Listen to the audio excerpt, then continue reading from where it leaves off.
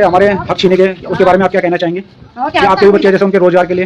रोजगार कैसा रोजगार का हालत तब हमारे तो संविधान होनी चाहिए रोजगारी क्या मिल लू। और एक यहाँ पे जो, क्योंकि हम लोग यहाँ पे विधानसभा यमकेश्वर के अंतर्गत आते हैं, तो यमकेश्वर की घटना है जो यहाँ पे अंकिता भंडारी की है, उसके बारे में आपकी क्या राय है, क्या कहना चाहिए? उत्तराखंड के बेटी है, उनके लिए कोई अन्याय नहीं मिला अभी तक, इतने साल 2 साल मिला। दिनों की होरिच अब खैरी मुट्ठे बोटी की रख, दिनों की होरिच अब खैरी मुट्ठे बोटी कीमत आज मानो बैरी मुट्ठी बोटी की रख। आज तक हम 42 शहीदों को सच्ची श्रद्धांजलि नहीं दे पाई, ये हमारा दुर्भाग्य है। सच्ची श्रद्धांजलि उनको अगर देनी है तो सच्ची श्रद्धांजलि उन्हें तब हम दे सकते हैं कि जो उनकी अवधारणा थी, जो उनकी परिकल्पना थी उत्तराखंड को लेकर, ऐसा उत्तराखंड अगर हम बना पाए। और मैं उनके पीछे अपने प्रतिद्वंदियों का जो जमकर मुकाबला करूंगा, उसमें कोई शक नहीं। दिशा निर्देशन मेरे सेनापति का रहेगा और बाण और हथियार से युद्ध मैं जीतूंगा, इसमें किसी को कोई शंका नहीं होनी चाहिए। सैनिक कभी भी हारता नहीं है और यही विश्वास से मेरी पार्टी ने मुझ पर विश्वास जताते हुए कि यह युद्ध सैनिक मात्र जीतेगा ही नहीं, दुश्मनों को धराशायी करके नेता नेबूद करेगा। इसी उत्तराखंड क्रांति दल का चुनाव चिन्ह को फ्रीज कर दिया गया है चुनाव आयोग द्वारा। और यही नहीं, उत्तराखंड क्रांति दल के अलग अलग क्षेत्रों में जो प्रत्याशी हैं उनको अलग अलग चुनाव चिन्ह दिया गया है। उत्तराखंड क्रांति दल ने टिहरी सीट पर निर्दलीय प्रत्याशी बॉबी पंवार को समर्थन दिया है, जिनका चुनाव चिन्ह है हीरा। नैनीताल लोकसभा सीट पर पार्टी ने अपना प्रत्याशी खड़ा किया है, उनका नाम है शिव सिंह रावत, उनका चुनाव चिन्ह है लाठी। पौड़ी गढ़वाल लोकसभा सीट पर पार्टी ने अपना कैंडिडेट आशुतोष नेगी को बनाया है, उनका चुनाव चिन्ह है हीरा।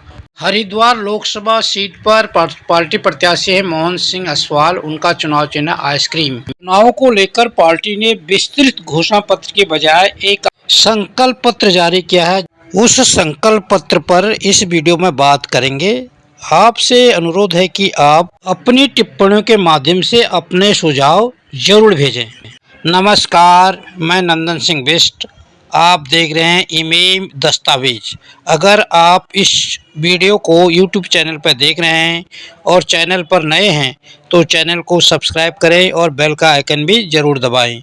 अगर आप इस वीडियो को Facebook पेज पर देख रहे हैं तो पेज को लाइक करें। वीडियो को ज़्यादा से ज़्यादा जनता की आवाज़ और जनभावनाओं की निष्पक्ष समीक्षा।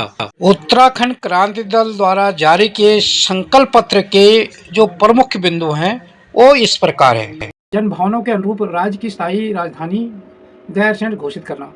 तो पहले से ही था, पार्टी का ये संकल्प पत्र है। पार्टी का जो घोषणा पत्र है उसका लिंक मैं इस वीडियो में डाल दूंगा, इसके जो डिस्क्रिप्शन में डाल दूंगा।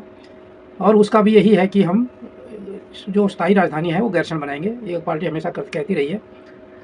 दूसरा, देश के संविधान के अनुरूप राज्य के मूल निवास का आधार वर्ष 1950 निर्धारित करना तथा एक राज्य एक कानून के तहत मैदानी क्षेत्रों में भी मूल निवास की व्यवस्था सुनिश्चित करना तथा स्थायी निवास प्रमाण पत्र जारी करने के मानकों की समीक्षा करना। ये इसका आंदोलन चल ही रहा है और ये जब उत्तराखंड राज्य आंदोलन चला था तब भी इसकी बात, ये तो मूल अधिकारी है। और ये तीसरा है, अनुच्छेद 371 के अंतर्गत विशेष व्यवस्था के तहत अथवा हिमाचल प्रदेश के तर्ज में सशक्त भू कानून लागू करना। जो सशक्त भू कानून की बात हो रही है आजकल, मूल निवास और भू कानून आंदोलन का उसी का हिस्सा है। और ये जब उत्तराखंड अलग राज्य आंदोलन चल रहा था तब भी ये मांग थी। अब इसमें एक जो और जुड़ गया अंकिता भंडारी का, चौथा है इनका, अंकिता भंडारी की हत्या की संपूर्ण जाँच CBI से करवाई जाएगी तथा माननीय उच्च न्यायालय में भी समुचित पैरवी की जाएगी। ये है। पाँचवा है, सचिवालय विधानसभा सहित विभिन्न विभागों में पिछले दरवाजे से की गई भर्तियों की जांच CBI से करवाई जाएगी, जो भर्ती घोटालों को लेकर है। और जो बैकडोर भर्ती का मामला वहां पर उठा, उसका करप्शन, उसकी जांच है। और जो अलग अलग भर्तियां हुई उनकी जांच के बारे में यहाँ पर कहा गया है। छठा उनका संकल्प है, UKSSS CE तथा UKPSC भर्ती घोटालों और पेपर लीक प्रकरणों की जाँच CBI से की जाएगी। छठा है, आगामी परिसीमन में विधानसभाओं का परिसमन राज्य की विषम भौगोलिक परिस्थितियों के अनुसार क्षेत्रफल के आधार पर किया जाना कि इसके लिए भी सिफारिश, क्योंकि वहाँ पर पहाड़ों में जनसंख्या बहुत कम है, सारी जनसंख्या तराई में शिफ्ट हो गई और तराई में बाहर के लोग भी आकर बस गए हैं। इसलिए अगर जनसंख्या के आधार पर अगर वहाँ पर परिसमन हुआ तो सारी सीटें तराई में आ जाएंगी। इसके लिए पहाड़ों में विशेषकर ये कहा जा रहा है कि क्षेत्रफल के आधार पर विधानसभाओं का परिसमन किया जाए। 23 वर्षों से लटके उत्तर प्रदेश और उत्तराखंड के बीच परिसंपत्तियों का न्याय संगत बंटवारा सुनिश्चित करवाना, क्योंकि राज्य बनने के 23 वर्षों बाद अभी भी परिसंपत्तियों का बंटवारा नहीं हो पाया सही ढंग से, उसको कराया जाएगा।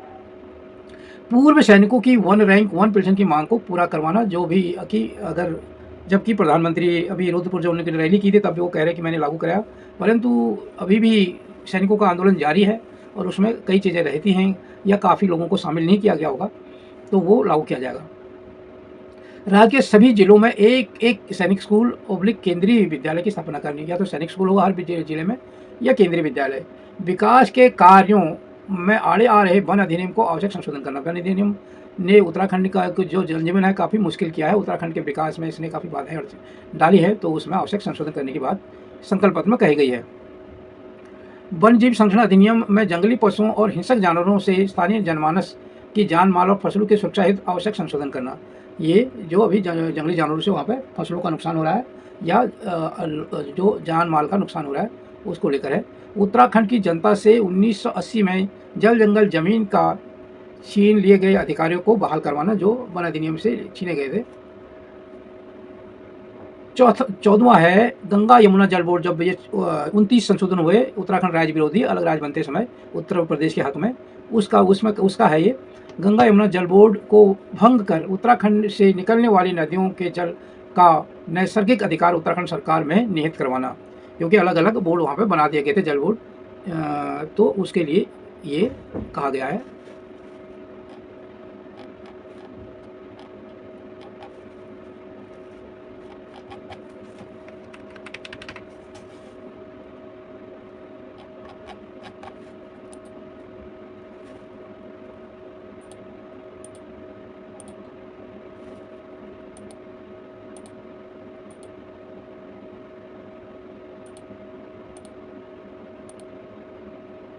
और 15वीं मांग है उत्तराखंड में बोली जाने वाली आंचलिक बोली भाषाओं को संरक्षण देते हुए गढ़वाली, कुमाऊनी और जौनसारी भाषाओं को 8वीं सूची में शामिल करवाना।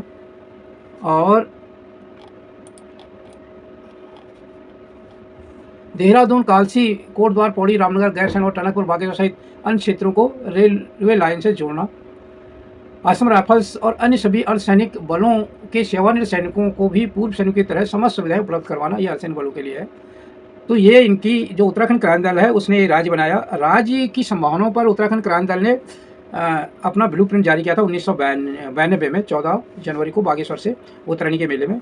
और जो गैरसैंण स्थायी राजधानी की बात कर रहे हैं तो 1992 में 25 दिसंबर को वहाँ पर इन्होंने वीर चंद्र सिंह गढ़वाली की आदमकद मूर्ति की स्थापना करके चंद्रनगर के नाम पर राजधानी बनाने का संकल्प 1992 में ले लिया था, परंतु जब राज्य बना गया तो राज्य को अस्थायी राजधानी मिली।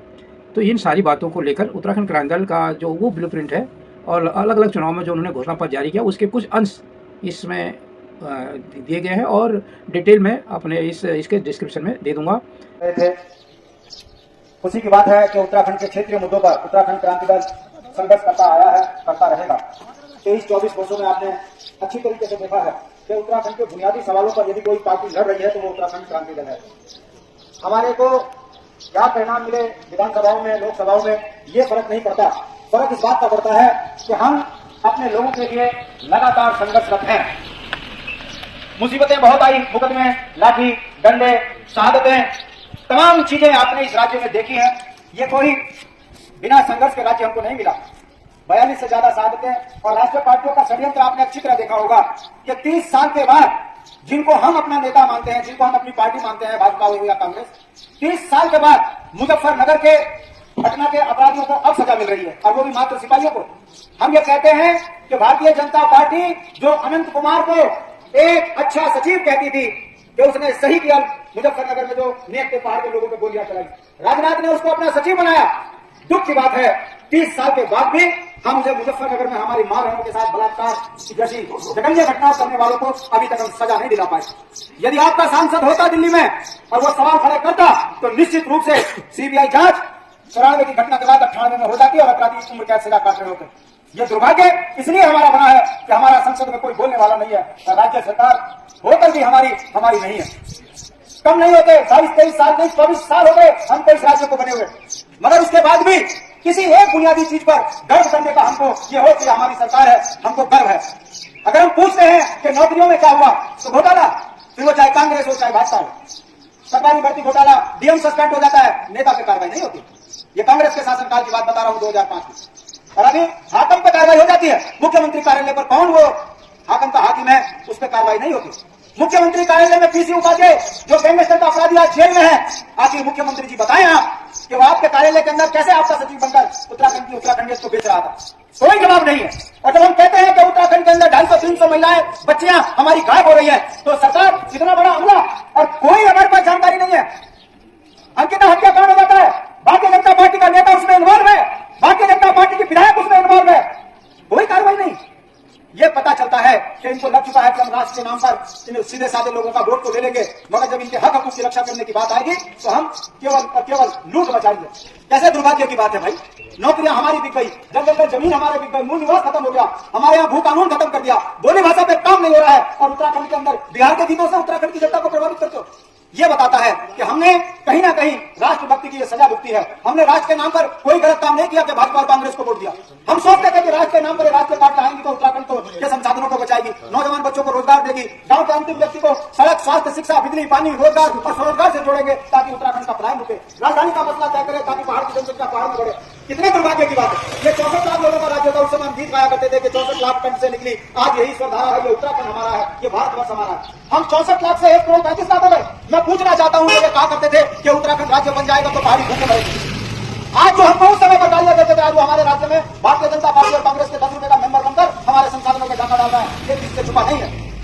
और हम ये अच्छी तरह जानते हैं कि ये जो पैसों के दम पर हजारों आदमियों को गाड़ी में घुमा रहे हैं, शराब पे और पैसे के दम पर उत्तराखंड की जनता की आंख में धूल झोंक रहे हैं। अगर आपको हमारी वीडियो पसंद आई हो तो इसे लाइक करें और ज्यादा से ज्यादा शेयर करें ताकि बाकी लोगों तक भी ये जानकारी पहुंच सके।